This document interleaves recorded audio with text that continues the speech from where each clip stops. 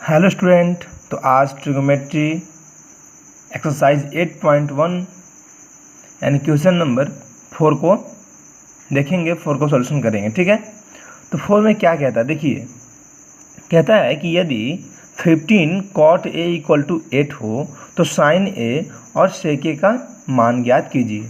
चलिए, 15 cot A = 8 है। ठीक है, तो क्या करेंगे, cot A = क्या कर सकते हैं हम 8 एंड इधर 15 मल्टीप्लाई में है तो इस साइड लाकर डिवाइड में कर देंगे।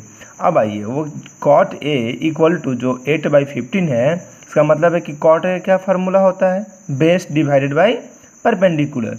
ठीक है, अब इस चूँकि बेस है 8 एंड परपेंडिकुलर है 15, तो हम लोग पाइथागोरस थ्योरम को अप्लाई करके हम लोग h का यहाँ से फाइंड कर सकते हैं वैल्यू, जो कितना है 17 है।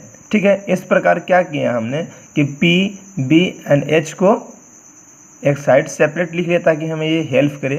ठीक है, अब कहता है कि sec a and sine a का फाइंड आउट करना है वैल्यू। ठीक है, चलिए sec a and sine a and sec a।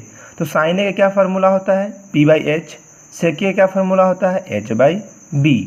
ठीक है, चलिए वैल्यू पुट कर दीजिए, p/h दैट मीन्स 15/17 एंड यह हो गया आपका h/b दैट मीन्स 17/8।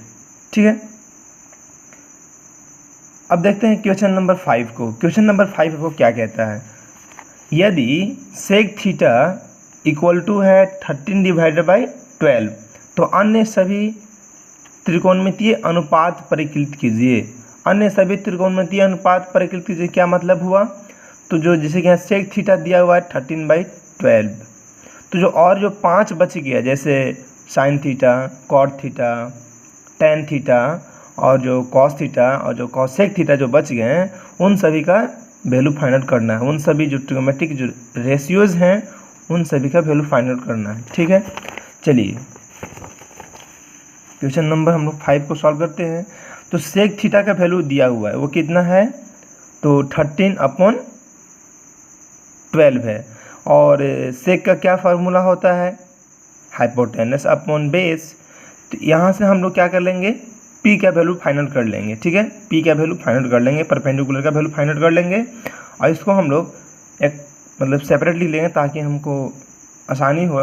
यानी p 5 हो गया, b 12 हो गया, h 13 हो गया। यहाँ से लिख लिए हम लोगों ने b लिख लिया 12, h लिख लिया 13 और यहाँ से p लिख लिया 5। ठीक है, और इन तीनों के हेल्प से ये जो 5 जो हैं ट्रिगोमेट्रिक जो रेशियो हैं, sine theta, cos theta, tan theta, cosec theta and cot theta, सबका वैल्यू हम लोग लिख पाए हैं।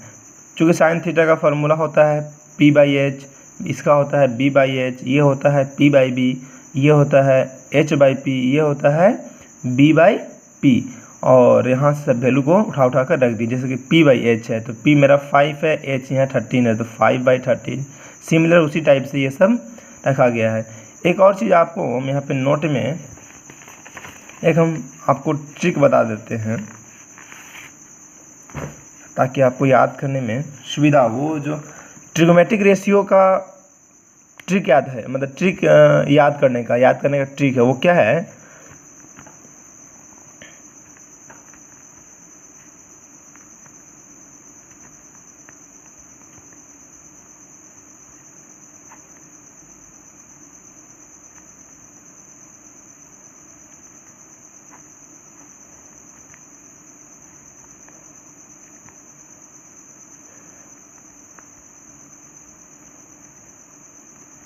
ये ट्रिक हुआ हमारा। ट्रिक ये कहाँ काम करेगा, किस चीज़ के लिए ट्रिक है, तो ये जो हम लोग याद करते हैं ना, परपेंडिकुलर अपॉन ये हाइपोटेनस, बेस अपॉन हाइपोटेनस, ये सब चीज़ याद करने के लिए। यह क्या कहता है, इसको याद करने का क्या तरीका है, तो पाकिस्तान भूखा पड़ा, हिंदुस्तान हरा भरा, डैट मीन्स इसको कैसे याद रखेंगे हम लोग, तो p/h, जो p/h है वो किसका होगा, साइन का होगा।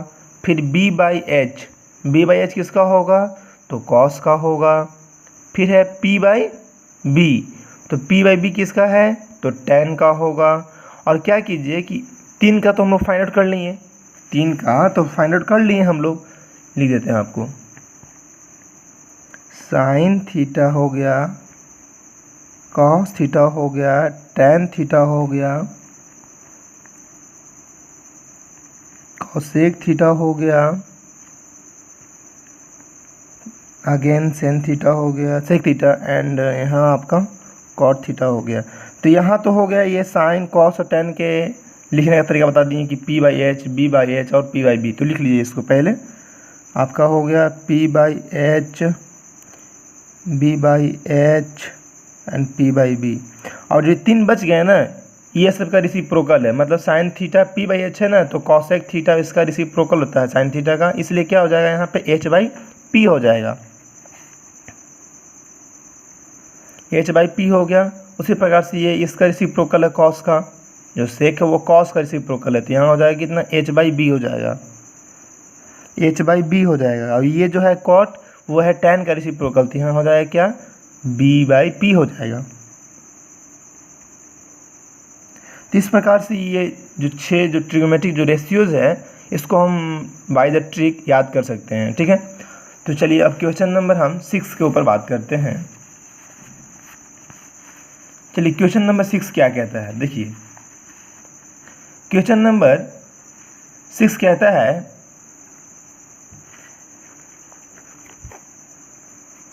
क्वेश्चन नंबर 6 कहता है कि आपके पास वो जो 2 एंगल है ए एंड बी, वो दोनों एक्यूट एंगल है, और क्या कहता है, और क्या गिवन है कि कॉस जो ए है उसका वैल्यू कॉस बी के इक्वल है। तो हमको शो करना है, ये प्रूव करना है कि एंगल ए और एंगल बी आपस में इक्वल होगा। तो चलिए इसको कैसे हम शो किए हैं, देखिए दिया हुआ है कि एंगल जो ए है और एंगल जो बी है वो क्या है, एक्यूट एंगल है, मतलब वो न्यून कोण है। इसका क्या मतलब होता है कि एंगल ए एंड एंगल जो बी है वो less than 90 degree. Acute angle का यही मतलब होता है, एक्यूट एंगल का मतलब होता है कि जो एंगल ए हुआ आपका और जो एंगल बी हुआ उसका जो वैल्यू होगा वो 90 डिग्री से कम होगा, ठीक है। लेस देन 90 डिग्री को बोलते हैं हम लोग एक्यूट एंगल। तो 2 एंगल है, ये जो ए है जो ये बी है, वो दोनों का दोनों क्या है, 90 डिग्री से कम है, ठीक है। और ये तो 90 डिग्री है ही, ठीक है, सी। और कहता है क्या, गिवन है क्या, कॉस है इक्वल टू क्या है, कॉस बी। ये मेरा गिवन था, ये क्या गिवन था, ठीक है। गिवन में है कॉस है इक्वल टू कॉस बी है। तो चलिए हम लोग फार्मूला को पुट करते हैं यहाँ पे। कॉस ए, कॉस का पहले क्या फार्मूला होता है, बेस अपॉन हाइपोटेनस। यहाँ भी कॉस का क्या फार्मूला होता है, तो बेस अपॉन हाइपोटेनस। बट हमको ये देखना है किस एंगल के लिए बेस यहाँ फाइंड आउट करना है और यहाँ पे किस एंगल के लिए बेस फाइंड करना है। तो यहाँ पे जो है एंगल ए के लिए बेस देखना है और यहाँ पे जो है वो एंगल ये बी के लिए बेस देखना है। तो चलिए बात करते हैं एंगल ए के ऊपर। तो जो ये एंगल ए है, ठीक है, ये जो एंगल मेरा ये हुआ, अगर इसके लिए बात करूँ मैं बेस का, तो सबसे पहले बेस को फाइंड करने से पहले क्या फाइंड कर लेंगे हम लोग, परपेंडिकुलर, ताकि बेस को निकालने में आसानी हो। तो जानते हैं कि एंगल के सामने वाला जो साइड होता है वो परपेंडिकुलर होता है। इसका मतलब अगर ए को देखेंगे तो इसका परपेंडिकुलर हो गया ये।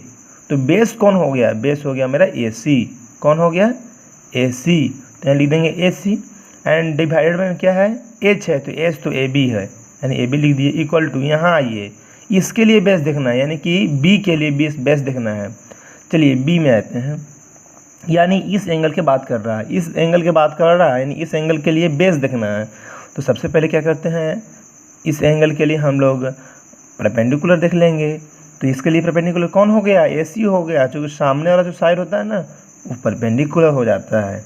जब ए सी इसके लिए परपेंडिकुलर का काम करेगा तो जो बी सी हो गया वो क्या काम करेगा, बेस का काम करेगा। बी सी जो बेस हो गया, एंड जो ए बी हो गया, ए बी तो वो एच है ही। एंड चलिए क्या करते हैं, दोनों को काट देते हैं और इस प्रकार से हम ए सी बी सी को इक्वल पाते हैं। देखिए जो ये ए सी है और जो ये बी सी है आपस में इक्वल हो गया। आप जानते हैं कि जब 2 साइड किसी ट्रायंगल में जब इक्वल हो जाता है तो आइसोसेलेस ट्रायंगल हो जाता है।